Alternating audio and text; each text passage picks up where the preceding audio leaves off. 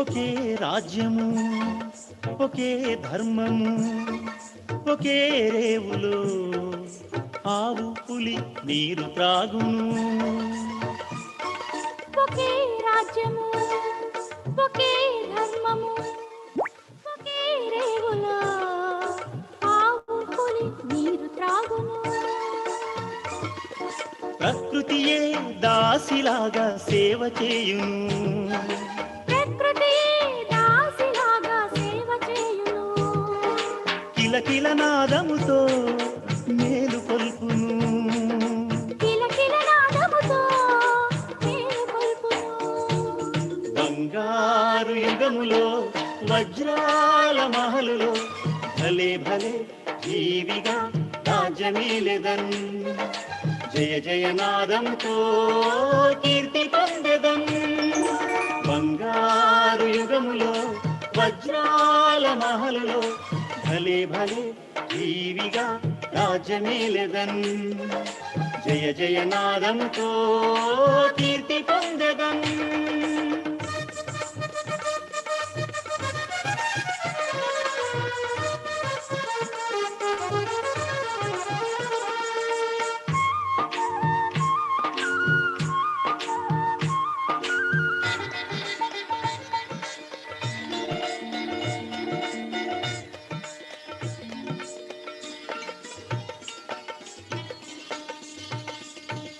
పూల తోటలు పళ్ళ తోటలు కళ్ళకింపుగా రారమ్మని పిలుచుచుండును. పూల తోటలు పళ్ళ తోటలు కళ్ళకింపుగా రారమ్మని పిలుచుచుండును. పాలు నేయి నదుల వోలే ప్రవహించుచుండును. పాలు నేయి నదుల వోలే ప్రవహించుచుండును. గలగలమని మహాలక్ష్మి నడచుచుండును. గలగలమని మహాలక్ష్మి నడచుచుండును. బంగారు యుగములో వజ్రాల మహలులో భలే భలే జీవిగా రాజ్యమేలెదన్. జయ జయ నాదముతో కీర్తి పొందెదన్. బంగారు యుగములో వజ్రాల మహలులో భలే భలే జీవిగా రాజ్యమేలెదన్. జయ జయ నాదముతో కీర్తి పొందెదన్.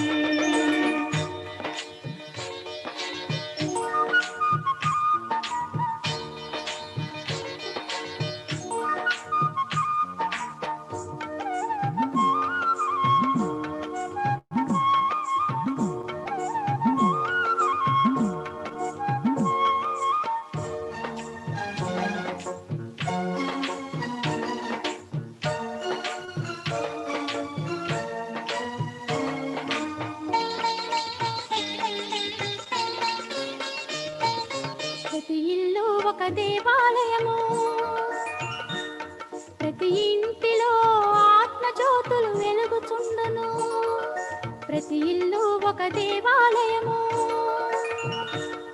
ప్రతి ఇంటిలో ఆత్మజ్యోతులు వెలుగుచుండును. ఇంటింటా ప్రతిరోజు దీపావళియే. ఇంటింటా ప్రతిరోజు దీపావళియే.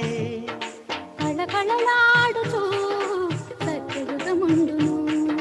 కళకళలాడుచు సత్యయుగముండును. బంగారు యుగములో వజ్రాల మహలులో భలే భలే జీవిగా రాజ్యమేలెదన్. జయ జయ నాదముతో కీర్తి పొందెదన్. బంగారు యుగములో వజ్రాల మహలులో భలే భలే జీవిగా రాజ్యమేలెదన్. జయ జయ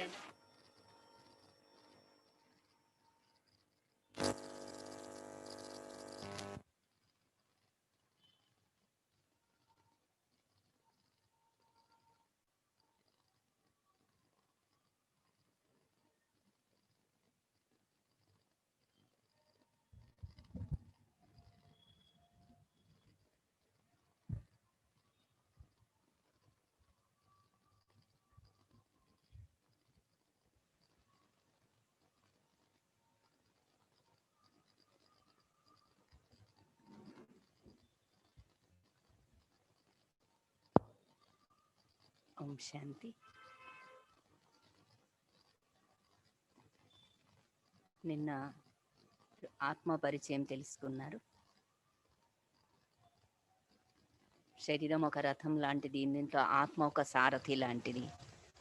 శరీరం ఒక కార్ లాంటిది, దీంట్లో ఆత్మ ఒక డ్రైవర్ లాంటిది. శరీరం ఒక సర్పం లాంటిది అవుతే దీంట్లో ఆత్మ ఒక మణి లాంటిది. అయితే మణి ఎప్పుడు కూడా, వజ్రం ఎప్పుడు స్వయం ప్రకాశం కాదు. సూర్యకిరణాలు అవసరం, కాంతి అవసరం, వెలుగు రేఖలు అవసరం. అలాగే ఆత్మలో శక్తి ఉంది, గుణాలు ఉన్నాయి. ఆత్మ సత్ చిత్ ఆనంద స్వరూపం, సద్గుణ స్వరూపం, శాంతి స్వరూపం, ప్రేమ స్వరూపం, ప్రకాశ స్వరూపం. దీనికి ఆత్మ ఇప్పుడు డిమ్ అయింది, డల్ అయింది దేహభ్రాంతి కారణంగా. దేహమే తను అనుకొని, దేహం చుట్టూ ఉన్నవన్నీ తనవి అనుకొని, నావి, నాది, నాకు అనేటువంటి వాటి వలన నేను నేను అనే అభిమానం, వ్యామోహం, వీటి వలన దుఃఖాలు పొందుతుంది. దేహభ్రాంతికి లోనైపోయింది. మరి ఇప్పుడు ఆత్మ తనకు తాను ఇప్పుడు ఒక్క పరమాత్మ చింతనలో ఉండాలి. ఇప్పుడు పరమాత్మ సహయోగం అవసరం. తనకు తాను ఆత్మ డైమండ్ ప్రకాశించదు. ఆత్మ ఒంటరిగా తనకు తాను రీఛార్జ్ కాదు.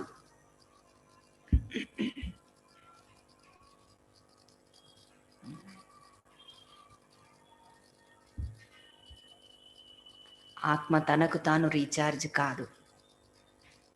ఆత్మకు పరమాత్మతో సంబంధం అవసరం. పరమాత్మతో సంబంధం జోడించినప్పుడే ఆత్మ శక్తివంతంగా అవుతుంది.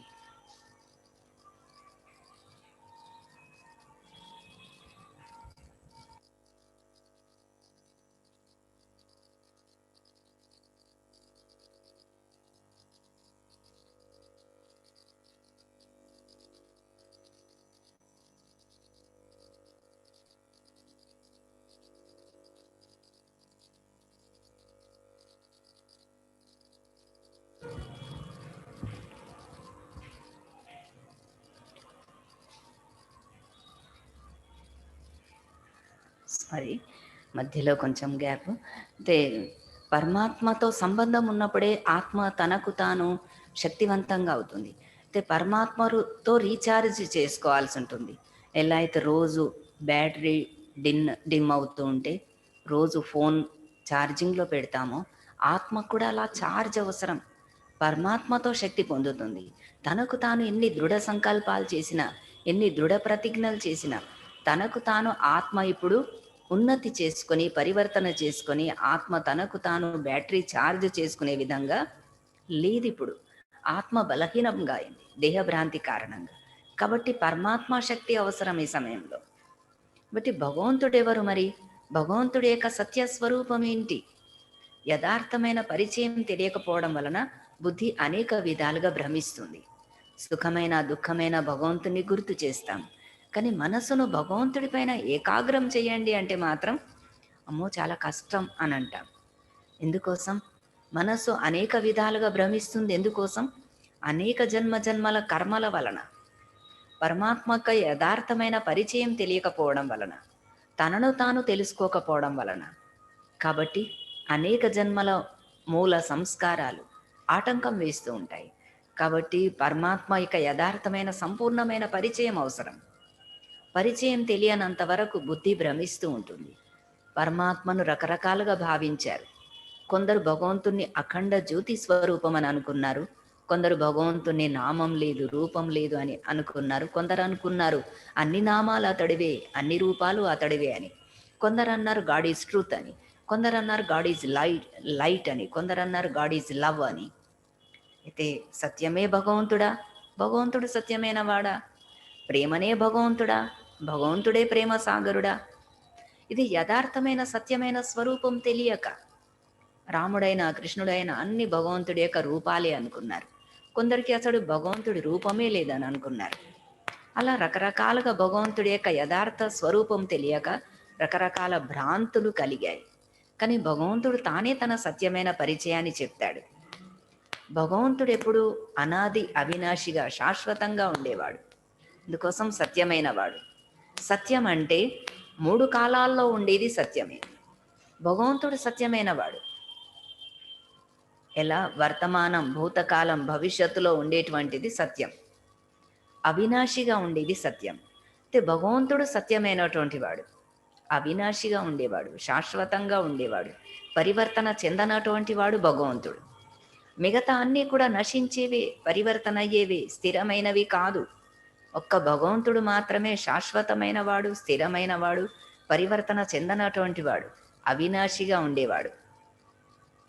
కాబట్టి భగవంతుణ్ణి సత్యం, శివం, సుందరం అన్నారు.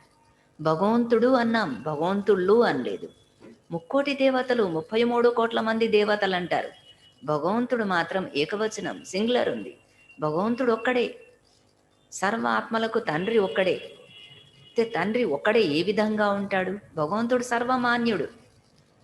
సర్వాత్మలు అతన్ని భగవంతుడు అని ఆరాధిస్తున్నారు. ఎలా? భగవంతుణ్ణి క్రీస్ట్ గాడ్ ఈజ్ లైట్ అన్నాడు. నేను భగవంతుడి కుమారుణ్ణి, భగవంతుణ్ణి ప్రార్థించాడు. నానక్ ఏక్ ఓంకార సతనాం అని అన్నాడు. ఓంకార స్వరూపమే సత్యమైందని. బుద్ధుడికి బోధి వృక్షం కింద జ్యోతి స్వరూపమే సాక్షాత్కారమైందంటారు. బౌద్ధులు ఇప్పటికీ చింకని షేకి అనే జ్యోతి స్వరూపం పైనే మనసును ఏకాగ్రం చేస్తారు. ముస్లింలు మక్కాలో హజ్ యాత్ర చేసినప్పుడు సంఘీయాస్వదనే నిరాకార రూపాన్ని వాళ్ళు స్పర్శిస్తారు. రామేశ్వరంలో రాముడు, గోపేశ్వరంలో కృష్ణుడు జ్యోతిర్లింగాన్ని పూజించారు. అంటే భగవంతుడు జ్యోతి స్వరూపం, అందుకోసం జ్యోతిర్లింగం రూపంలో పూజిస్తున్నారు. జ్యోతి స్వరూపం పరమాత్మ, నిరాకారుడు. మనలాంటి భౌతిక శరీరం లేదు, జనన మరణ చక్రంలో వచ్చేటువంటి వాడు కాదు, అభౌతికమైనటువంటి వాడు, పునర్జన్మ రహితుడు. తల్లి గర్భం ద్వారా జన్మ తీసుకుంటే మృత్యు ఉంటుంది. పరమాత్మ జనన మరణ రహితుడు, జ్యోతి స్వరూపుడు. కాబట్టి జ్యోతిర్లింగం రూపంలో అతన్ని పూజిస్తున్నారు. సదా శుభం చేసేవాడు కాబట్టి అతన్ని సదాశివుడు అన్నారు. విధంగా సదా కళ్యాణకరుడు. సదా అనే శబ్దం ఎవరికి ఉపయోగించలేం, ఒక్క భగవంతుణ్ణి మాత్రమే అలా సదా అనే శబ్దాన్ని ఉపయోగించగలుగుతాం. శాశ్వతమైనటువంటి వాళ్ళు ఇంకెవరూ లేరు. భగవంతుడు ఒక్కడే సత్యం. సత్యం అనేటువంటి శబ్దానికి అనేక అర్థాలు ఉన్నాయి. సామాజికంగా చూస్తే ఎటువైపు సత్యం, ఎవరిది సత్యం అని నిరూపించబడుతుంది. సామాజికంగా చూస్తే ఎవరిదైతే భుజబలం ఉంటుందో వాళ్ళే సత్యం అని అనుకుంటారు. ఎవరికైతే అంగబలం ఎక్కువ ఉంటుందో వాళ్ళే సత్యం.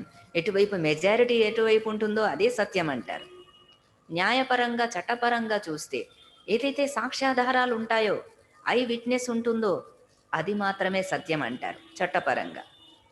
సైంటిస్ట్ను ఏది సత్యం అని అంటే ఏం చెప్తారు?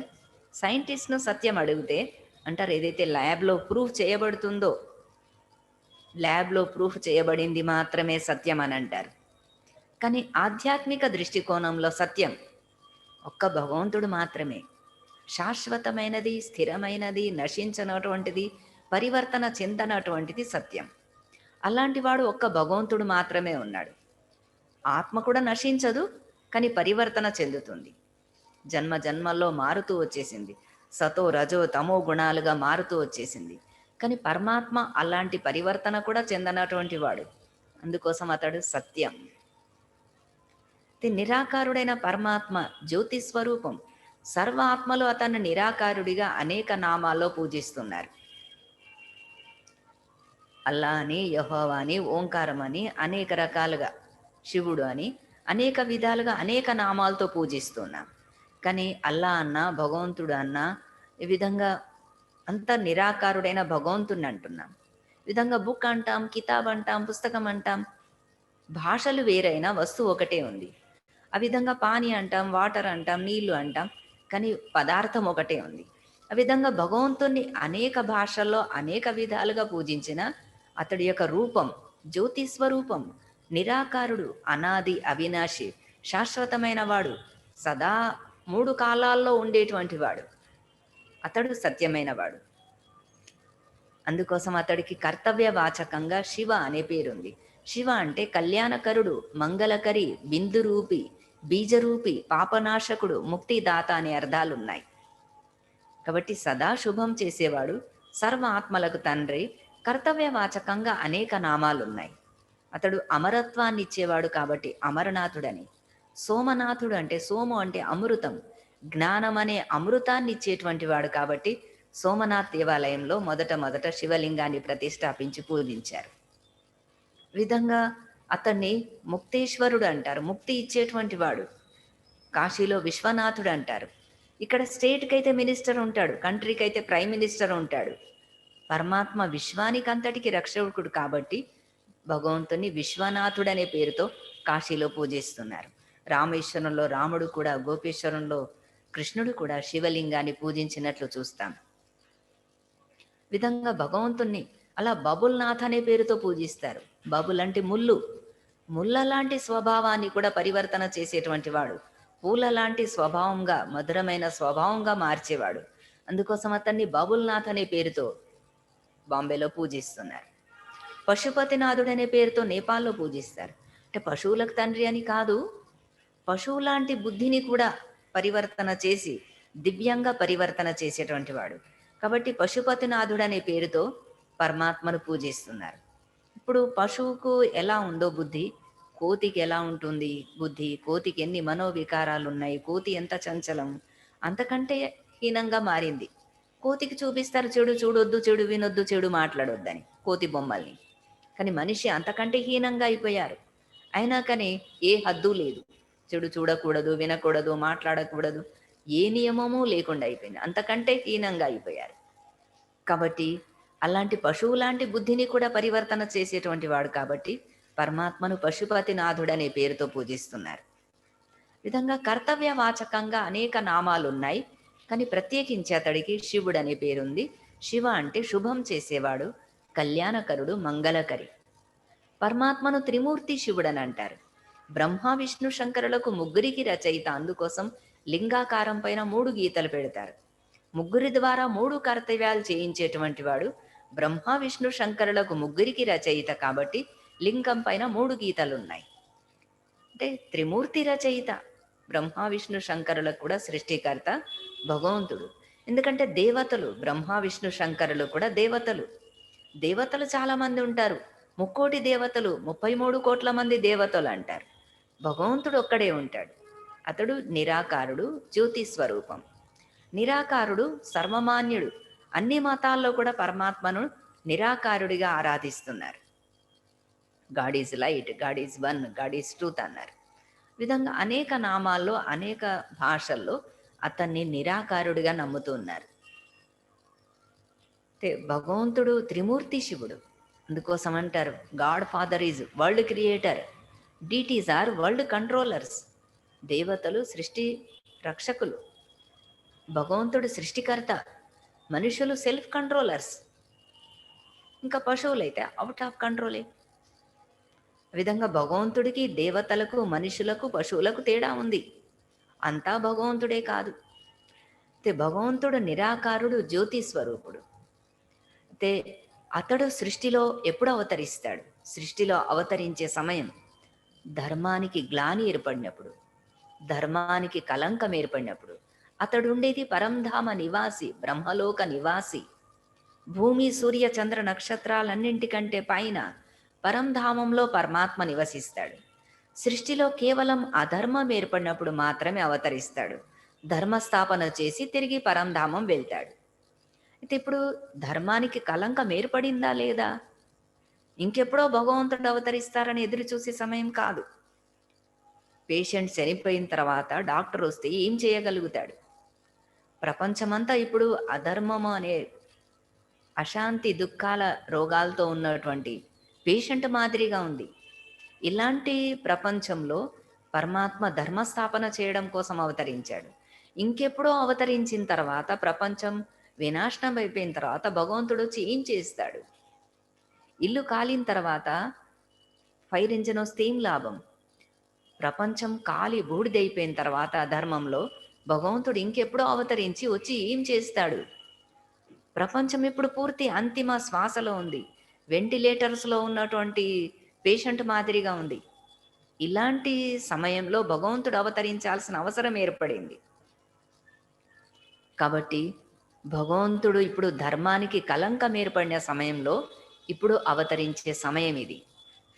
ఎవరైనా చెప్తారనుకోండి, ప్రెసిడెంట్ నేను ఈ సమయంలో వస్తాను, ఆపద కలిగినప్పుడు వస్తాను అని అంటారనుకోండి. ఆపద కలిగినప్పుడు ఎదురు చూస్తాడు. ప్రెసిడెంట్ వస్తారా, ప్రైమ్ మినిస్టర్ వస్తారా, ఎదురు చూస్తారు. ఇప్పుడు కూడా పరమాత్మ చెప్పింది ఏంటంటే, ధర్మ గ్లాని సమయంలో అవతరిస్తాను. యదా యదా హి ధర్మస్య గ్లానిర్భవతి భారత. ధర్మ గ్లాని సమయంలో అవతరిస్తాను అని చెప్పాడు. మరి ఇప్పుడు ధర్మానికి కలంకం ఏర్పడింది. ఇప్పుడు భగవంతుడు అవతరించాల్సినటువంటి చిహ్నాలు ఎన్నో చూస్తూ ఉన్నాం.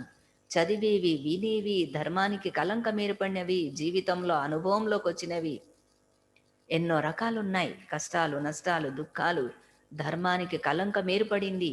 భగవంతుడు అవతరించాల్సిన పరిస్థితులు ఇప్పుడు ఉన్నాయి. చాలా వేడెక్కింది వాతావరణం, చాలా మేఘాలు కమ్ముకున్నాయి, చాలా దట్టమైన నల్లటి మేఘాలు వచ్చేసాయి అంటే వర్షం కురవబోతుంది అని గుర్తిస్తాం.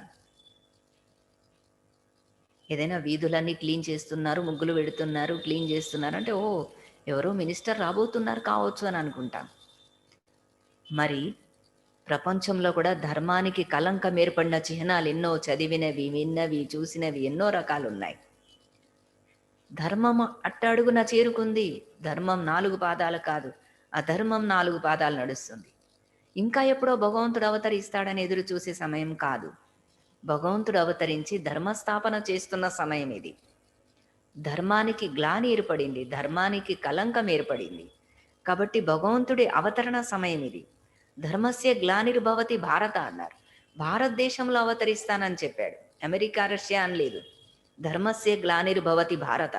భారతదేశంలో ధర్మ గ్లాని ఏర్పడినప్పుడు అవతరిస్తాను అని. అలా భారతదేశంలో అవతరిస్తాడు భగవంతుడు. ఎందుకోసం? ఎందుకంటే భక్తి ప్రారంభమైంది భారతదేశంలో, భక్తులందరూ ఉన్నది భారతదేశంలో. అందుకోసం భగవంతుడు భారతదేశంలోనే అవతరిస్తానని చెప్పాడు. భారత భూమి భగవంతుడికి జన్మస్థానం ఇది. అందుకోసం భారత భూమికి అనేక విధాలుగా భగవంతుడు అవతరించిన జన్మస్థానం ఇది. అందుకోసం భారతదేశం యొక్క భగవంతుడి యొక్క మహిమ ఎంత ఉందో భారతదేశానికి అంత మహిమ ఉంది. భగవంతుడి మహిమ చేసినంత తరగనంత ఎంత ఉందో భగవంతుడి మహిమ ఉన్నంత భారతదేశానికి అంత మహిమ ఉంది. భగవంతుడు ఎలా ధర్మగ్లాని సమయంలో ఇది పరమాత్మ అవతరించాల్సిన అవసరం ఏర్పడింది. ఇంకెప్పుడో అవతరించి వచ్చి చేసేది ఏముంటుంది? కాబట్టి భారతదేశంలో అవతరిస్తానన్నాడు. ఎవరైనా చాలా గుణవంతులు, ధనవంతులు, పేదవాళ్ళు అవుతే వాళ్ళపైన చాలా జాలి కలుగుతుంది. ఎంత మంచి వాళ్ళు, ఎంత గొప్పగా జీవించారు, ఇంత నిరుపేదగా అయ్యారు అని అందరి సహకరిస్తారు. ఆ విధంగా భారతీయులు గుణవంతులు, సద్గుణవంతులు, ధనవంతులు, సంపన్నంగా ఉండేది. భారతదేశం చుట్టూ అప్పులే ఉన్నాయి ఇప్పుడు. ఒకప్పుడు రత్నగర్భ, పాల నదులు ప్రవహించేవి. Golden spoon in mouth, golden sparrow అన్నారు. అలాంటి బంగారు పిచ్చుకగా ఉన్నటువంటి భారతదేశం రత్నాల రాసులు వాకిళ్లలో పోయబడి ఉండేవి అని వర్ణిస్తాం. అలాంటి భారతదేశం చుట్టూ అప్పులే ఉన్నాయి. అందుకోసం అన్ని దేశాలు ఇప్పుడు భారతదేశానికి సహకరిస్తాయి, అప్పులు ఇస్తాయి. అలా ఇలాంటి నిరుపేదగా అయిపోయినటువంటి భారతదేశంలో భగవంతుడు అవతరించాడు. విధంగా ప్రజాపిత బ్రహ్మ శరీరంలో భగవంతుడు అవతరించి జ్ఞాన యోగాల్ని నేర్పిస్తూ సృష్టి పరివర్తన చేస్తున్నటువంటి సమయం ఇది. భగవంతుడి అవతరణ సమయం ఇది. బ్రహ్మ శరీరంలో, ప్రజాపిత బ్రహ్మ శరీరంలో అవతరించి జ్ఞానము, రాజయోగం నేర్పించి ఇక్కడున్న మానవుల్ని దేవతలుగా పరివర్తన చేస్తున్నాడు. మానవులే దేవతలుగా పరివర్తన అయినప్పుడు సృష్టి పరివర్తన అవుతుంది. కాబట్టి భగవంతుడు రాజయోగాన్ని నేర్పిస్తున్నాడు. భగవంతుణ్ణి ఎలా జ్ఞాపకం చేయాలనే విషయం తన పరిచయం తనే చెప్తాడు. తనను ఎలా జ్ఞాపకం చేయాలి, మనస్సును ఎలా లగ్నం చేయాలి, మనస్సును ఎలా స్థిరచిత్తంగా చేసుకోవాలి, ఇంద్రియ నిగ్రహం ఎలా కలిగి ఉండాలి, ఇంద్రియాలను ఎలా కలిగి ఉండాలి, ఎలా సెల్ఫ్ కంట్రోల్ కలిగి ఉండాలి, అదంతా భగవంతుడు నేర్పిస్తాడు. ఇలా భగవంతుడు నేర్పించేదాన్ని రాజయోగం అన్నారు. అన్ని యోగాల్లోకి ఎలా ఉన్నతమైన యోగం, ఎందుకంటే భగవంతుడు నేర్పిస్తాడు కాబట్టి. అందుకోసం రాజా లాంటి యోగం కాబట్టి రాజయోగం అన్నారు. ఇంద్రియాలపైన రాజ్యం చేయగలుగుతాం. ఏది వద్దనుకుంటే అది మానుకోగలుగుతాం, ఏది చేయదలుచుకుంటే అది చేయగలుగుతాం. అలాంటి సెల్ఫ్ కంట్రోల్ కలిగి ఉంటాం. కాబట్టి ఇంద్రియాలపైన రాజాగా అవుతాం కాబట్టి రాజయోగం అన్నారు. రాజయోగంతో రారాజులుగా జన్మిస్తారు. ఎవరైతే సెల్ఫ్ కంట్రోల్ కలిగి ఉంటారో, ఇంద్రియాల్ని జయిస్తారో, అలాంటి వారికి విశ్వాన్ని రాజ్యం చేసేటువంటి విశ్వానికి రూలర్స్ అవుతారు. విశ్వం పైన రాజ్యం చేసేటువంటి విశ్వానికి కంట్రోలర్స్ అవుతారు. సెల్ఫ్ కంట్రోలర్స్ తర్వాత విశ్వానికి కంట్రోలర్స్ అవుతారు. కాబట్టి దీన్ని రాజయోగం అన్నారు. ఇలాంటి రాజయోగం పరమాత్మ నేర్పిస్తాడు. దానికోసం రాజయోగానికి ముందు ఆధారం దేహభ్రాంతి మరిచిపోవాలి. ఈ విధంగా దేవాలయంలో వెళ్ళినప్పుడు చెప్పులు బయట వదిలేసి వెళ్తాం. అలాగే దేహం చర్మంతో చేసిన చెప్పు లాంటిది. దీన్ని మరిచిపోయి అంతర్భాగంలో ఉన్న ఆత్మ చింతన చేసినప్పుడు పరమాత్మ పైన మనసు ఏకాగ్రం అవుతుంది. అందుకోసం దేహభ్రాంతి తొలగించి పరమాత్మ చింతనలో మనస్సును కేంద్రీకృతం చేసేది ఇది. అందుకోసం ముందు దేహభ్రాంతి తొలగించాలి. 2 వైర్స్ను ఎంత గట్టిగా ముడేసినా దాంట్లో కరెంట్ పాస్ కాదు. పైన ఉండే ప్లాస్టిక్ ఇన్సులేషన్ తొలగించి లోపల ఉండే కాపర్ వైర్స్ని జోడించినప్పుడు అందులో కరెంట్ పాస్ అవుతుంది. ఆ విధంగా పరమాత్మకు దేహబంధనం లేదు, దేహం అనే పొర లేదు. ఆత్మకు దేహం అనే పొర ఉంది, ప్లాస్టిక్ ఇన్సులేషన్ ఉంది. కాబట్టి దేహం అనే పొర తొలగించాలి, దేహ భ్రాంతి మరిచిపోవాలి, అంతర్జగత్తులో వెళ్ళాలి, ఆత్మ అభ్యాసం చేయాలి. అప్పుడు పరమాత్మ పైన మనస్సు లగ్నం అవుతుంది, స్థిరంగా అవుతుంది. అంతవరకు మనస్సు అనేక రకాలుగా భ్రమిస్తూ ఉంటుంది. ఎలా అంటారు, మనస్సును కళ్ళెం లేని గుర్రం లాంటిది. చాలా వాయువేగంతో పరిగెత్తేటువంటి గుర్రం. కాంతి కంటే, శబ్దం కంటే, గాలి కంటే వేగమైంది మనస్సు అంటారు. కానీ అంత తీవ్ర వేగం కలిగినటువంటి మనస్సును కంట్రోల్ చేసే విధానం ఉంది. మనస్సును కంట్రోల్ చేసేటువంటి విధానం, పరిగెత్తే గుర్రాన్ని కూడా కంట్రోల్ చేసేటువంటి విధానం పాజిటివ్ థాట్స్, మంచి చింతనకు అలవాటు చేయాలి. ఎంత వ్యర్థం ఆలోచిస్తామో అంత మనస్సు వేగం పెరుగుతుంది. ఎంత మంచి చింతన చేస్తామో అంత మనస్సు వేగం తగ్గుతుంది కదా. ఎంత వేస్ట్ ఆలోచిస్తామో అంత తీవ్ర వేగం పెరుగుతూ ఉంటుంది. పరిగెత్తే గుర్రాన్ని కట్టేస్తే అది కాళ్ళనైనా కదిలిస్తూ ఉంటుంది, తోకైనా ఊపుతూ ఉంటుంది, సకిలిస్తూ ఉంటుంది, ఎప్పుడు ఇలా కొడుతూ ఉంటుంది, గిట్టలు కొడుతూ ఉంటుంది, పరుగులు తీయాలని ఎదురు చూస్తూ ఉంటుంది. విధంగా మనస్సు కూడా పరిగెత్తే గుర్రం లాంటిది. దాన్ని పూర్తిగా అసలు ఆలోచించకుండా స్థిరంగా ఉంచలేము. కాకపోతే దాన్ని శుద్ధమైన చింతన వైపు డైవర్ట్ చేయాలి, పాజిటివ్గా ఛానలైజ్ చేయాలి. అంతే తప్ప అసలు ఆలోచించకుండా ఉండడం మనస్సు నేచర్ కాదు. మనస్సు అంటేనే ఆలోచించడం, ఆలోచించేదే మనస్సు. అసలు ఆలోచించకుండా మనస్సును శూన్యం చేయలేము. మనస్సును శూన్యం చేస్తే తర్వాత ఇంకా ఎక్కువ తీవ్రంగా ఇంకా ఎక్కువ ఆలోచనలు వస్తాయి. మనస్సును శూన్యం చేసి ఎంతకాలం ఉండగలుగుతాం? జీవితం అది కాదు, మనస్సు విధానం అది కాదు. మనస్సు ధర్మమే ఆలోచించడం. కానీ అది మంచి ఆలోచిస్తున్నామా చెడు ఆలోచిస్తున్నామా మన ఇష్టం, మనం నిర్ణయించుకోవాలి. ధనం ఉంది, దుర్వినియోగం చేస్తామా సద్వినియోగం చేస్తామా మన ఇష్టం, మన చేతుల్లో ఉంది. మన మనస్సు మన ఇష్టం. దాన్ని పాజిటివ్గా ఉపయోగిస్తామా నెగటివ్గా ఉపయోగిస్తామా? కత్తి ఉంది, గొంతు కోయడానికి ఉపయోగిస్తామా పళ్ళు కోయడానికి ఉపయోగిస్తామా మన ఇష్టం. అలా మన మనస్సు మన చేతుల్లో ఉంది. మనం పాజిటివ్గా దాన్ని ఛానలైజ్ చేయాలి, మంచి చింతనకు అలవాటు చేయాలి. చిన్న పిల్లాళ్ళ లాంటిది మనసు. చిన్న పిల్లల్ని ఏం చేస్తాం? కొడితే బాగుపడరు, అల్లరి చేస్తున్నారని కట్టేస్తే బాగుపడే వాళ్ళు కాదు. పెద్ద పెరిగిన తర్వాత నిన్ను కూడా కట్టేస్తానంటారు. మనసు కూడా చిన్న పిల్లల లాంటిది. దాన్ని అసలే ఆలోచించకుండా అరికట్టలేము. కానీ మనస్సు దిశను మార్చవచ్చు, ఆలోచనల విధానాన్ని మార్చవచ్చు. పిల్లల్ని ఏం చేస్తాం? కట్టేయం. అలా మనసును కూడా అసలే అరికట్టే ప్రయత్నం యోగం కాదది. భగవంతుని ధ్యానించే విధానం కాదది. అయితే మనస్సును స్థిరంగా చేయాలి, ఏకాగ్రం చేయాలి, మంచి చింతనకు అలవాటు చేయాలి, పాజిటివ్గా ఛానలైజ్ చేయాలి, శుద్ధమైన చింతన చేయాలి. మనసులో అనేక ఆలోచనలు వస్తాయి, శుద్ధమైనవి అశుద్ధమైనవి. అంటే మంచి ఆలోచనలు చెడు ఆలోచనలు. అలా అనేక విధాలు ఆలోచిస్తాం. మనసులో ద్వంద్వం ఉంటుంది. నాణెం ఒకటే, బొమ్మ బరుసు రెండు వైపులు ఉంటాయి. అలాగే ఒకేసారి అనేక కోణాల్లో ఆలోచిస్తుంది. కార్యాలు కూడా అనేక కార్యాలు చేయగలుగుతాం.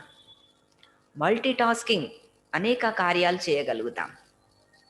ఒకేసారి మనస్సు అనేక కోణాల్లో ఆలోచించగలుగుతుంది. ఇప్పుడు బయటకు వెళ్ళేది ఉంది, టైం అవుతుంది, మాట్లాడుతూనే ఉంటాం, అన్ని పనులు చేస్తూనే ఉంటాం.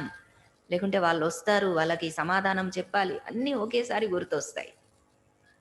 ఎన్నో రకాల పనులు, ఎన్నో దిశలుగా మనస్సు పరిగెత్తుతూ ఉంటుంది. అలాంటి పరిగెత్తేటువంటి మనస్సును ఒక్కవైపు, ఒక్క చింతన వైపు, ఒక్క పరమాత్మ చింతన వైపు మరల్చాలి. దాన్ని మెడిటేషన్ అంటారు. అలా మనస్సు ఎప్పుడు ద్వంద్వంలో ఉంటుంది, సంఘర్షణలో ఉంటుంది. లాయర్ లాంటిది. లాయర్ ఏం చేస్తారు? అసత్యాన్ని సత్యం కూడా చేయగలుగుతారు, సత్యాన్ని అసత్యం కూడా చేయగలుగుతారు. అలా మనస్సు కూడా ఏమనిపిస్తుంది? అప్పుడప్పుడు అసత్యమే రైట్ అనిపిస్తుంది. తను చేసినవన్నీ ఏ విధంగా ఉన్నా, ఏం చేసినా మనదంతా రైట్ అనుకుంటాం. ఏం చెప్పినా, ఏం చేసినా మనదే రైట్ అనుకుంటాం. రాంగే రైట్ అనుకుంటాం. అలా మనసు ఒక లాయర్ లాంటిది. అసత్యమే సత్యం అనిపిస్తూ ఉంటుంది. అబ్బా, కోపం రాకుంటే ఎవరు వింటారట, కోపం ఉండాల్సిందే అని అనుకుంటారు. అక్రమంగా సంపాదించకుంటే ఎలా పోషిస్తాము? కష్టపడుతున్నాను, సంపాదించవచ్చు, తీసుకుంటే ఏమవుతుంది? అలా అక్రమంగా సంపాదిస్తే నష్టం ఏం లేదు. అయినా అక్రమం ఎందుకు అవుతుంది? నేను కష్టపడతాను, నేను తెలియకుండా తీసుకుంటాను, ఏముంది అని అలా తీసుకుంటే అదేమవుతుంది? అసత్యమే సత్యం అనిపిస్తూ ఉంటుంది. మనసు ఒక లాయర్ లాంటిది, ద్వంద్వం ఉంటుంది. అలాంటి ద్వంద్వమంతా సమాప్తం కావాలి. సంఘర్షణ అంతా సమాప్తం కావాలి. నెగటివ్ అంతా సమాప్తం కావాలి. మనసు అలా నెగటివ్, పాజిటివ్, వేస్ట్ ఎన్నో రకాల ఆలోచించగలుగుతుంది. ముఖ్యంగా వ్యర్థమైన ఆలోచనలు, శుద్ధమైన ఆలోచనలు, శ్రేష్టమైన ఆలోచనలు, విధంగా అనేక రకాల ఆలోచనలు వస్తూ ఉంటాయి. అలాంటి పరిగెత్తేటువంటి మనస్సును నిగ్రహించుకునే విధానం, కంట్రోల్ చేసే విధానం పాజిటివ్గా ఛానలైజ్ చేయాలి.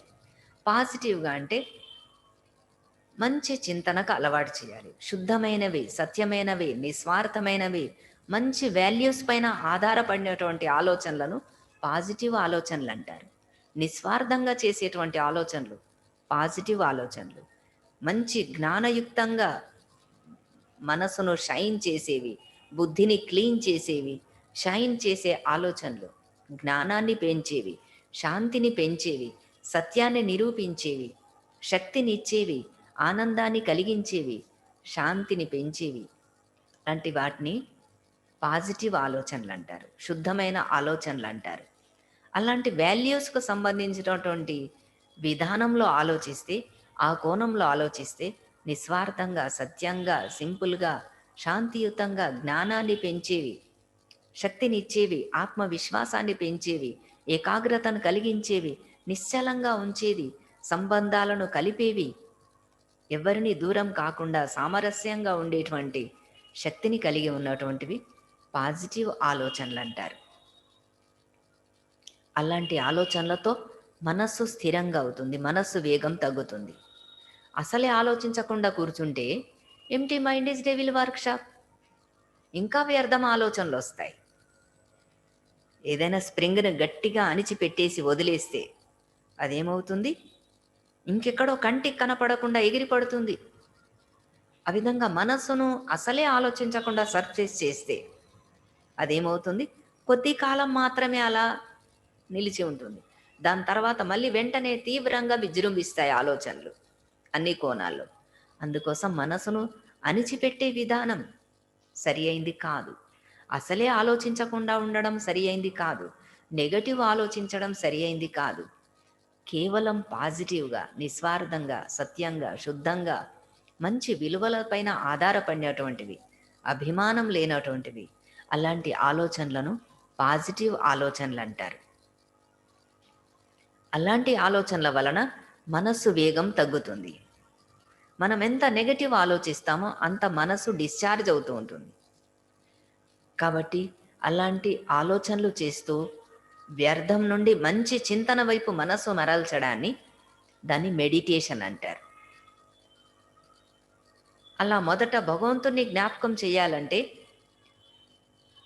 మనస్సుకు రుచించదు, ఇష్టం ఉండదు. ఎందుకంటే వేస్ట్ ఆలోచించే అలవాటు అయిపోయింది. మనస్సుకు మంచి ఆలోచించడం అంటే లేజీ, సోమరితనం. మంచి పనులు చేయాలన్నా, మంచి ఆలోచించాలన్నా సోమరి. అందుకోసం అదే అలవాటు అయిపోయింది. కాబట్టి మంచి చింతనకు అలవాటు చేయడం అంటే మనస్సుకు అది ఇష్టం ఉండదు, రుచించదు. ఎందుకంటే జన్మ జన్మల నుండి, అనేక కాలాల నుండి ఆత్మకళ వ్యర్థం ఆలోచించడం అలవాటైపోయింది.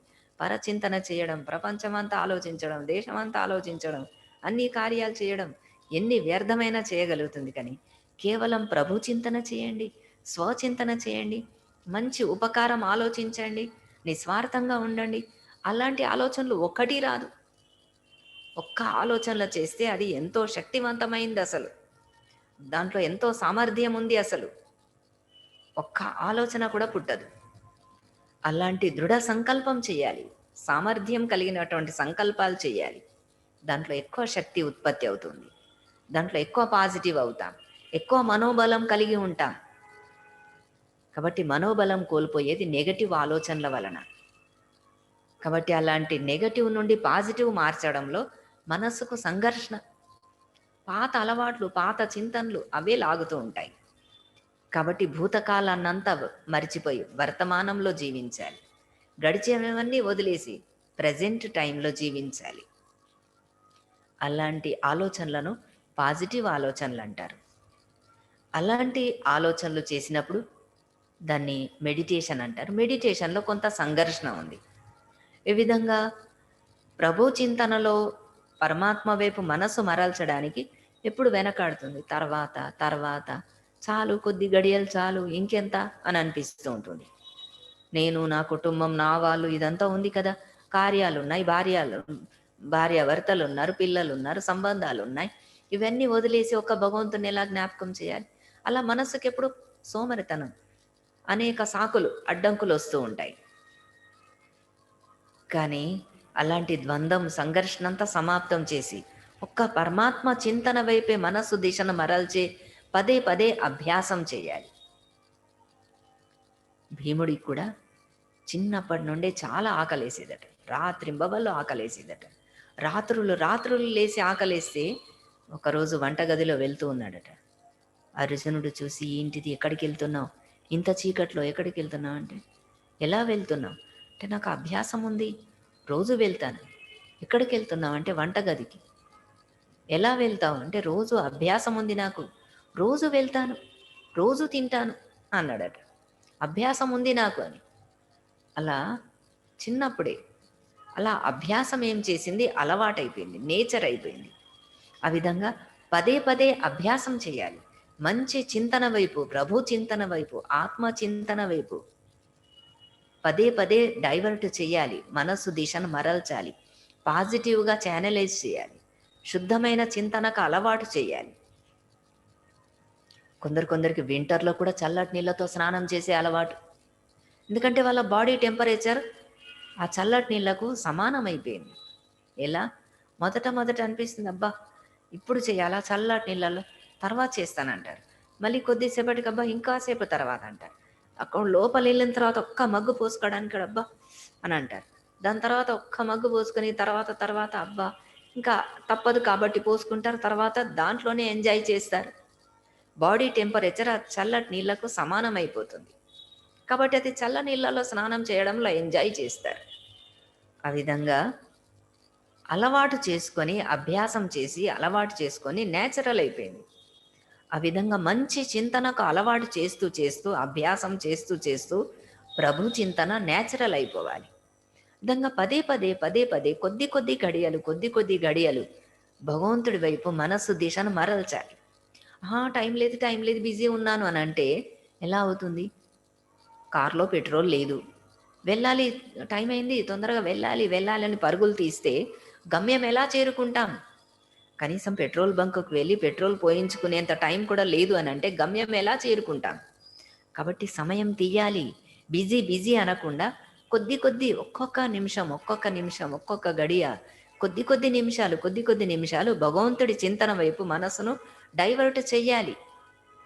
అదే స్పీడు ఉదయం నుండి రాత్రి వరకు అదే స్పీడ్ పని చేయకూడదు.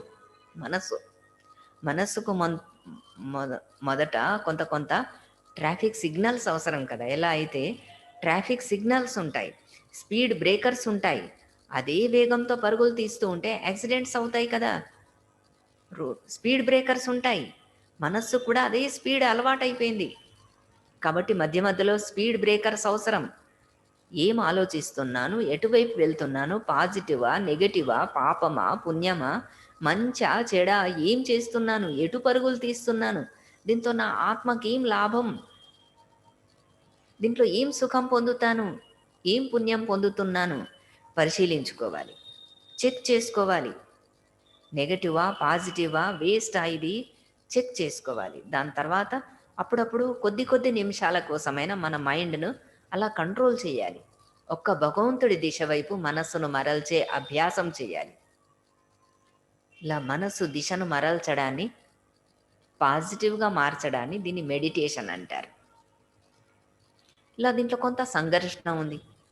అలాంటి సంఘర్షణ కలిగినప్పుడు వ్యర్థం ఆలోచనలు అలా ప్రవాహం ఆగదు, వెంటనే కంట్రోల్ కాదు. దాంట్లో ఏం చేయాలి, అప్పుడు భగవంతుడితో సంభాషించాలి. అప్పుడు మనస్సు తేలిక పడుతుంది. అన్ని విషయాలు అతడికి చెప్పాలి. తీర్చేవారు అతడు, సొల్యూషన్ అతడి వద్ద ఉంది, పరిష్కారం అతడి వద్ద ఉంది. కాబట్టి మనస్సు విషయాలు అన్నీ అతడికి చెప్పాలి, అతడితో సంభాషించాలి. ఎలా? కొంత పరిచయస్తులు కనబడితే హలో అంటే హలో అంటాం, ముఖ పరిచయం ఉంటే. కొంత దగ్గరి వాళ్ళు అవుతే ఏం చేస్తాం, కొంత దగ్గరి వాళ్ళు అవుతే క్షేమ సమాచారం అడుగుతాం, మీరు మీ వాళ్ళు ఎలా ఉన్నారు అడుగుతాం. ఇంకా కొంచెం దగ్గరి వాళ్ళు అవుతే వాళ్ళను ఇంటికి రండి ఆహ్వానిస్తాం, భోజనం చేయండి అని అంటాం. ఇంకా కొంచెం దగ్గరి వాళ్ళు అవుతే, ఇంకా నియరెస్ట్ ఉంటే కాలం తెలియకుండా మాట్లాడతాం, టైం తెలియకుండా మాట్లాడతాం, రాత్రింబవళ్ళైనా మాట్లాడగలుగుతాం. చాలా కాలం తర్వాత ఫ్రెండ్ వచ్చాడు అనంటే రాత్రింబవళ్ళు నిద్రాహారాలు మానేసి మాట్లాడి మాట్లాడి మాట్లాడి రాత్రింబవళ్ళు తెలియకుండా మాట్లాడగలుగుతాం. మరి భగవంతుడు మనకు ఎలా ఉన్నాడు? ఒక్క క్షణం హలో అంటే హలోనా? భగవంతుడు అని ఒకసారి దండం పెట్టి సరిపోతుందా?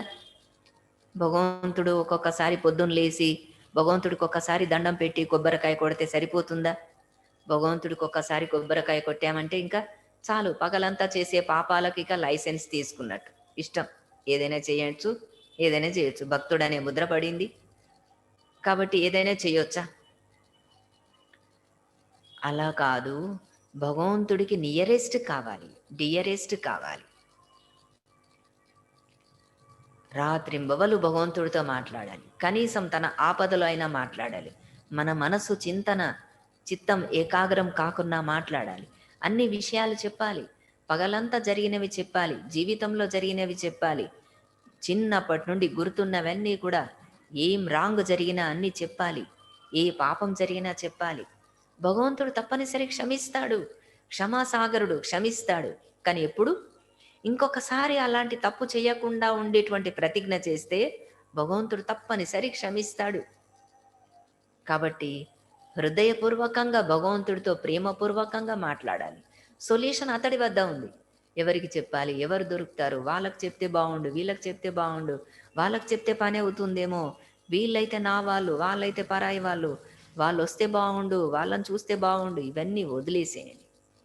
ఒక్క భగవంతుడికి చెప్పండి, పరిష్కారం అతడి చేతుల్లో ఉంది, సొల్యూషన్ అతడి చేతుల్లో ఉంది.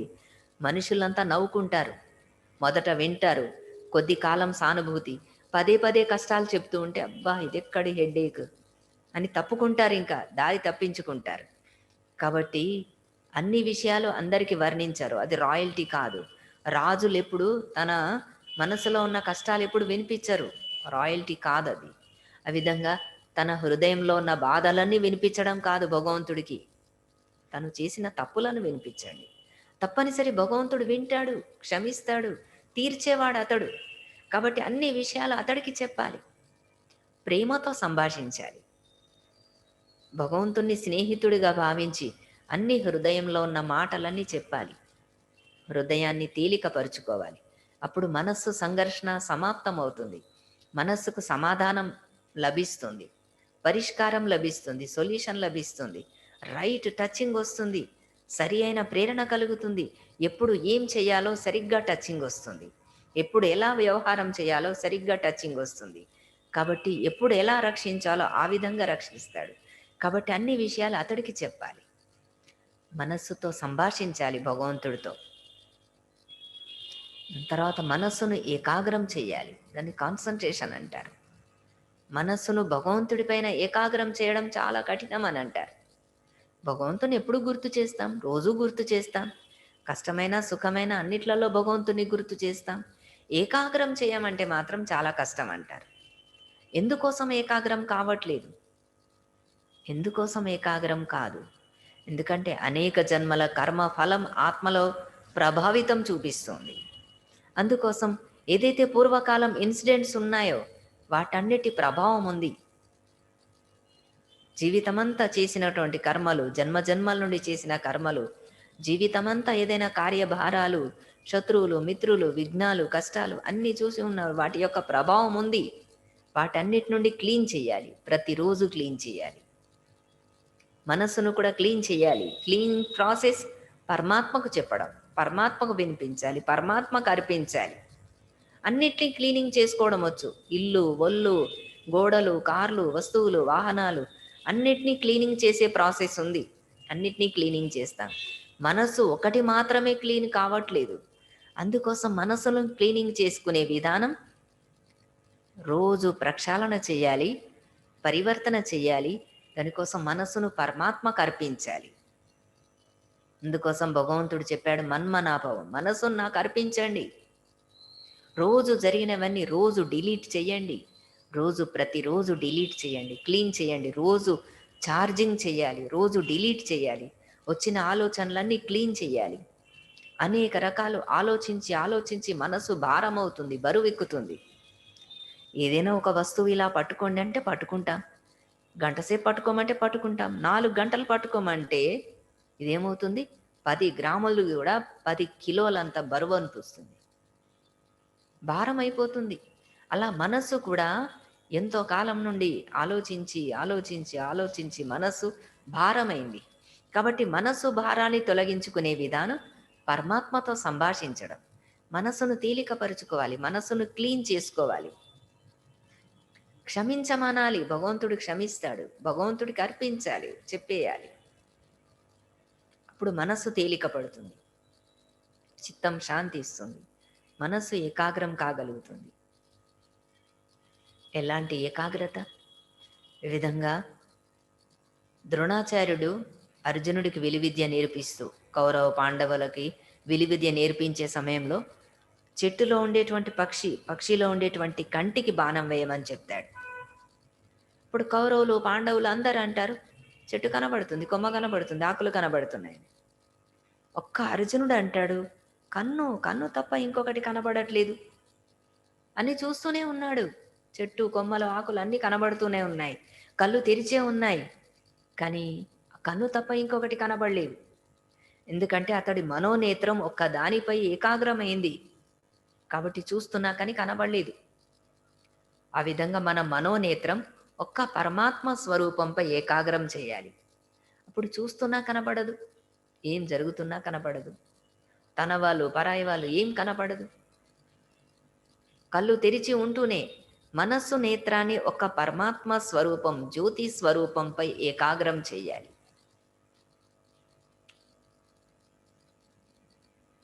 చాలా ఏకాగ్రంగా చదివే స్టూడెంట్కి పక్క నుండి ఎంతోమంది వెళ్తూ ఉంటారు, వస్తూ ఉంటారు, చూస్తూనే ఉంటాడు, చదువుకుంటూనే ఉంటాడు.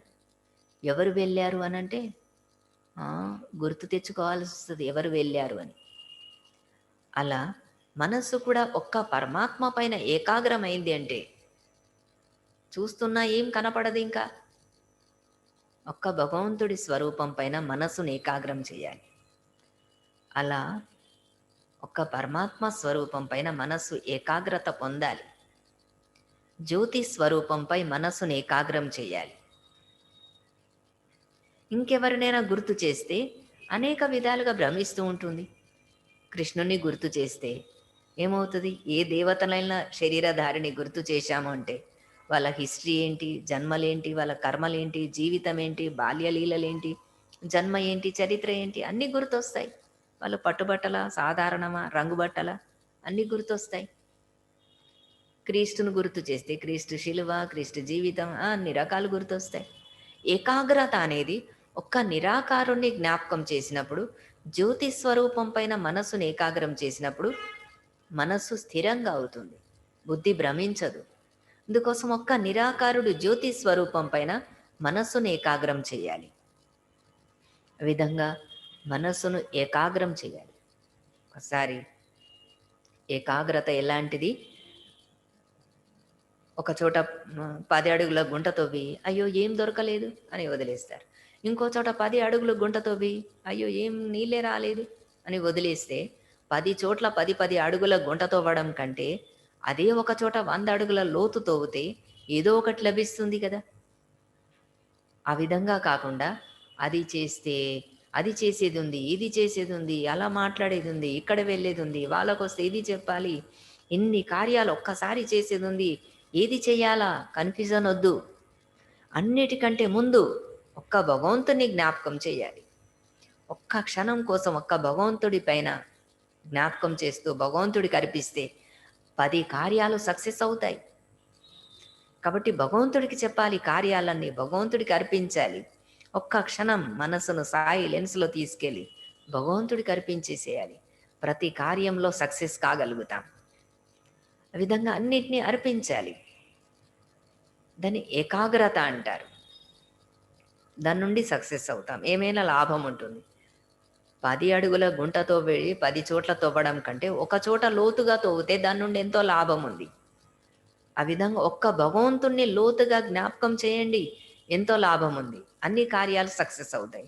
నేనే చెయ్యాలి, నా బాధ్యత, నా బరువే, నేను తప్ప ఎవరున్నారు, నాకెవరు సహకరించరు, నేను ఒక్కరినే చేసుకోవాలి కదా అంటే ఇంకా భారం పెరిగిపోతూ ఉంటుంది. భగవంతుడు ఉన్నాడు, 1000 భుజాల సహాయం చేస్తాడు. భగవంతుడు నావాడు అనుకోండి, అన్ని కార్యాలు సహజమైపోతాయి. ఈ విధంగా ప్రిజంను ఏం చేస్తాం? ప్రిజంకు సూర్యకిరణాల కాంతి పడిందంటే ఒక్క కాంతి కిరణంతో 7 రంగులు బయటకు వస్తాయి.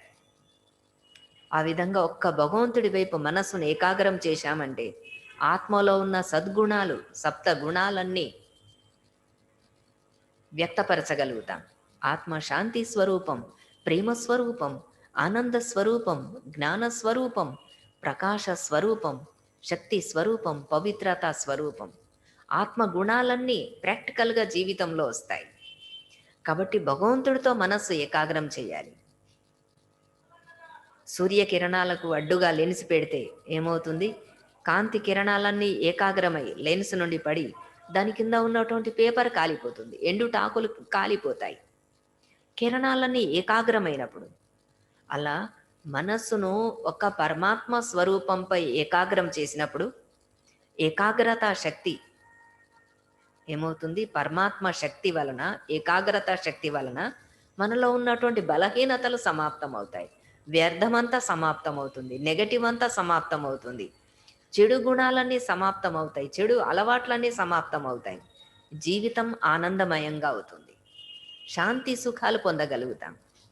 కాబట్టి మనస్సు పరమాత్మ స్వరూపంపై ఏకాగ్రం చేయాలి. విధంగా చూస్తాం కదా. అరిస్టోక్రాట్ ఎలా ట్రిగనామెట్రీ సిద్ధాంతకర్త, పైథాగర సిద్ధాంతం తయారు చేశాడు.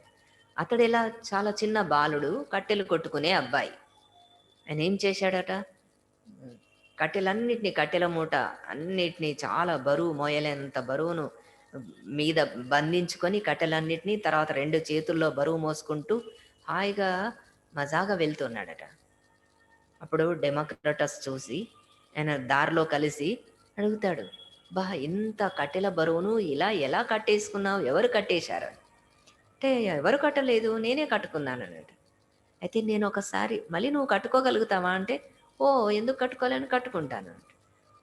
నేను విప్పుతాను, మరి మళ్ళీ నువ్వు ఇది మోయగలుగుతావా అంటాడు. అంటే ఓ ఎందుకు మోయలేను, నేనే విప్పుకుంటాను, నేనే కట్టుకుంటాను. మళ్ళీ అన్ని కింద పడేసి మళ్ళీ అన్నిటిని పేర్చుకొని తనే బంధించుకొని మళ్ళీ నిలబడ్డాడు.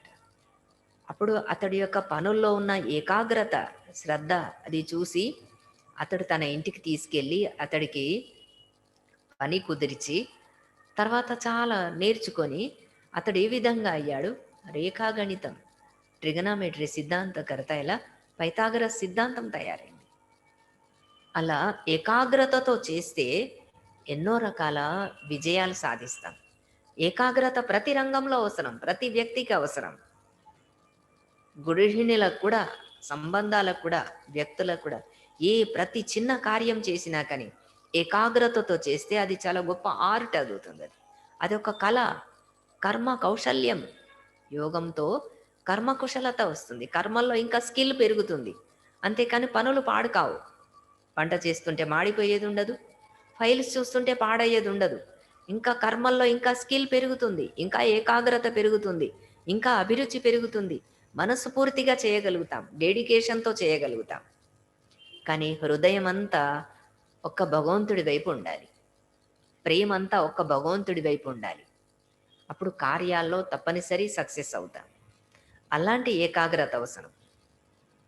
దారిలో మనం నడుస్తూ వెళ్తూ ఉంటాం, ఏదైనా వస్తువు కావాలని నడుస్తూ వెళ్తూ ఉంటే మనకు ఎన్నో కనపడతాయి, ఎంతోమంది కనపడతారు, ఎన్నో వస్తువులు కనపడతాయి, అన్నిటిని చూస్తాం. కానీ అన్నీ కొనం కదా. మనకు అవసరమైంది మాత్రమే సెలెక్ట్ చేసుకొని మనకు అవసరమైన దానికోసం దేనికోసం బయలుదేరామో అది మాత్రమే కొంటాం, అది మాత్రమే తీసుకొని వస్తాం. అంతేకాని కనబడినవన్నీ కూడగట్టుకోం కదా. అలా భగవంతుణ్ణి కూడా ఎలా ఎన్నో రకాల ఆలోచనలు వస్తే ఎన్ని రకాలు గుర్తొచ్చినా అన్నీ చేసేది లేదు కదా. నేను ఒక్క భగవంతుణ్ణే జ్ఞాపకం చేసేది ఉందనే లక్ష్యం ఉంటే అప్పుడు ఎన్ని చూస్తున్నా ఎన్ని జరుగుతున్నా ఏది లెక్కకు రాదు. ఒక్క భగవంతుడి స్మృతిలోనే మనస్సు నిమగ్నం కాగలుగుతుంది. అలా అన్ని చూస్తున్నా మన కంటకు ఏది కనపడదు. ఎందుకంటే మన మనోనేత్రం ఒక దానిపైన ఏకాగ్రమైంది కాబట్టి మిగతావన్నీ చూస్తున్నా కానీ కనపడదు. విధంగా ఇక్కడ కూర్చొనే అమెరికా అంటే ఒక్క క్షణంలో అమెరికా వెళ్ళగలుగుతాం. ఎలా వెళ్ళాం? మనోనేత్రంతో అదంతా స్పష్టంగా చూడగలిగాం. అలా మనోనేత్రంతో ఒక్క పరమాత్మ స్వరూపాన్ని చూడాలి. పరమాత్మ ఎవరు? జ్యోతి స్వరూపం, ప్రకాశ స్వరూపం, గుణస్వరూపం, శాంతి సాగరుడు, ఆనంద సాగరుడు, జ్ఞానసాగరుడు, ప్రేమ సాగరుడు. అతన్ని చూస్తూ ఉండండి. జ్యోతి స్వరూపం భగవంతుడు, సర్వశక్తివంతుడు, సర్వజ్ఞుడు, సృష్టికర్త. మనోనేత్రంలో పరమాత్మ స్వరూపాన్ని నిలపాలి. పరమాత్మ ఆకర్షణలోనే ఉండాలి. వస్తు, వ్యక్తి, వైభవాల ఆకర్షణలన్నీ సమాప్తం కావాలి. అప్పుడు మనోనేత్రం పరమాత్మ స్వరూపంపై ఏకాగ్రమవుతుంది. కాబట్టి అలాంటి ఏకాగ్రతను కాన్సన్ట్రేషన్ అంటారు. అన్ని రంగాల్లో అవసరం, అన్ని వయసుల్లో అవసరం, ప్రతి వ్యక్తికి అవసరం ఏకాగ్రత. ఏకాగ్రతతో చేస్తే ప్రతి కార్యంలో సక్సెస్ అవుతాం. కాబట్టి అలాంటి ఏకాగ్రత ఒక్క పరమాత్మ స్వరూపంపై ఏకాగ్రం చేయడం వలన మనోనిబ్బరం, ఆత్మవిశ్వాసం, విల్ పవర్, అన్ని రకాల మనోబలం పెరుగుతూ ఉంటుంది, మెమరీ పెరుగుతుంది, ఆ విధంగా ఏకాగ్రత పెరుగుతుంది. విధంగా మనసును ఒక పరమాత్మ స్వరూపంపై ఏకాగ్రం చేయాలి. ఆ విధమైనటువంటి ఏకాగ్రత దాన్ని కాన్సన్ట్రేషన్ అంటారు. ఎలా సీతాకోక చిలుక ఎలా అన్ని పూలపైన వాలి వాలి వాలి మకరందాన్ని సేకరిస్తుంది. ఏ పుష్పంపై మకరందం లభిస్తుందో కందిరీగా ఏం చేస్తూ ఉంటుంది, భ్రమరి ఏ పుష్పంపై మకరందం లభిస్తుందో అక్కడ ఏకాగ్రంగా అయిపోతుంది. రెపరెపలాడుతూ రెక్కలు కుట్టుకుంటూ దానిపైనే అలా మకరందాన్ని సేకరిస్తూ ఉంటుంది, స్వీకరిస్తూ ఉంటుంది. ఏ పుష్పం పైన మకరందం లభించదో అటు ఇటు అటు ఇటు వాళ్తూ ఉంటుంది. మనస్సు అనేక విధాలుగా ఎందుకు భ్రమించింది? ఎందుకంటే అందులో ఏ రసము లేదు, ఏ టేస్ట్ లేదు, ఏ ప్రాప్తి లేదు, ఏ సుఖం లేదు, అందులో భగవంతుడు లేడు. అందుకోసం భగవంతుడి కోసం అనేక విధాలుగా భ్రమించింది. భగవంతుడు ఎవరో తెలుసుకున్న తర్వాత, భగవంతుడి ప్రాప్తి ఏంటో తెలుసుకున్న తర్వాత మనస్సు స్థిరంగా అయిపోతుంది. కన్యకు వరుడెవరో తెలియనంత వరకు మనస్సు చంచలంగా ఉంటుంది. ఒక్కసారి వరుణ్ణి చూశారు అంటే మనసంతా అటే అవుతుంది, జీవితం అంతే అటే అనుకుంటారు, నా ఇల్లే అదే అనుకుంటారు, సర్వస్వం అర్పించుకోగలుగుతారు. అలా మనస్సును కూడా ఒక్క పరమాత్మ స్వరూపంపై ఏకాగ్రం చేసినప్పుడు, భగవంతుడే నావాడు నా సర్వస్వం అనుకున్నప్పుడు మనస్సు తొందరగా ఏకాగ్రం అవుతుంది. అలాంటి కాన్సన్ట్రేషన్ ఒక్క పరమాత్మ స్వరూపంపై ఏకాగ్రం చేయాలి. అలాంటి ఏకాగ్రత ఒక్క పరమాత్మ స్వరూపం తప్ప ఇంకేది మన దృష్టిలో రాకూడదు. మన నయనాల్లో ఒక పరమాత్మ స్వరూపాన్ని నిలపాలి. వ్యక్తులు, వస్తువులు, పదార్థాలు, అన్ని దృశ్యాలు సమాప్తం కావాలి. ఎందుకంటే సంఘటనలు, వ్యక్తులు, పూర్వకాలంవి, ఎప్పుడెప్పుడో చూసినవి, చేసినవి, విన్నవి, ఎక్కడేది మర్చిపోయినా ఎప్పుడుదో ఏదో గుర్తొస్తూ ఉంటుంది. అన్ని రకాలు డిలీట్ చేసి, అన్ని రకాలు తొలగించి ఒక్క పరమాత్మ స్వరూపంపైనే మనస్సును ఏకాగ్రం చేయాలి, స్థిరంగా చేయాలి. అప్పుడు మనస్సు నుండి డెల్టా వేవ్స్ ఉత్పత్తి అవుతాయి, శక్తి ఉత్పత్తి అవుతుంది. ఆ డెల్టా వేవ్స్ ఎలాంటివంటే గాఢమైన నిద్రతో సమానం. 20 నిమిషాలు అలాంటి పూర్తి ఏకాగ్రత పొందామనంటే 4 గంటలు గాఢమైన నిద్రతో సమానం. గాఢమైన నిద్రలో ఉన్నప్పుడు డెల్టా వేవ్స్ ఉత్పత్తి అవుతాయి. ఆ విధంగా గాఢమైన నిద్రలో ఉన్నట్లుగా పాజిటివ్ ఆలోచనలు చేసినా కానీ అంత శక్తి ఉత్పత్తి అవుతుంది, అంతకంటే ఎక్కువ. కాబట్టి గాఢమైన నిద్రలో శరీరం రిలాక్స్ అవుతుంది, మనస్సు కూడా కొంతవరకు అవుతుంది. మళ్ళీ నిద్ర నుండి లేచామంటే మళ్ళీ అదే నెగటివ్, మళ్ళీ మొదలే. కానీ మనస్సు పూర్తి అలా డెల్టా వేవ్స్ ఉత్పత్తి అయ్యాయి అంటే పాజిటివ్ కోణంలో, పాజిటివ్ చింతనతో ఏకాగ్రమైందంటే మళ్ళీ ఇంకా వ్యర్థం అనేది ఉండదు, చెడు అనేది ఉండదు. అలాంటి ఏకాగ్రత పొందాలి. అలాంటి ఏకాగ్రతలో చాలా గొప్ప శక్తి ఉంది. ఈరోజు భగవంతుడి పరిచయం ఏంటి, భగవంతుడి పైన మనస్సును ఎలా డైవర్ట్ చేయాలి, శుద్ధమైన చింతన ఎలా చేయాలి, ఏకాగ్రత గురించి కొన్ని తెలుసుకున్నారు. దాని నుండి పొందే లాభాలు ఏంటిది తర్వాత రేపు తెలుసుకుంటారు. ఓం శాంతి.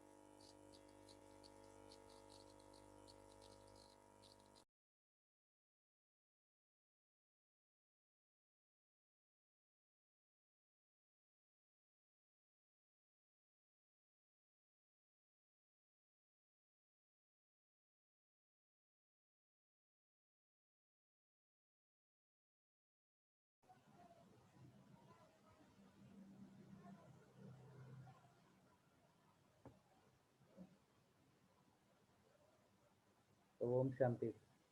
ఈరోజు సెషన్ ఇంతటితో క్లోజ్ అయింది. రేపు మనం మళ్ళీ 7 గంటలకు కలుసుకుందాం. ఓం శాంతి.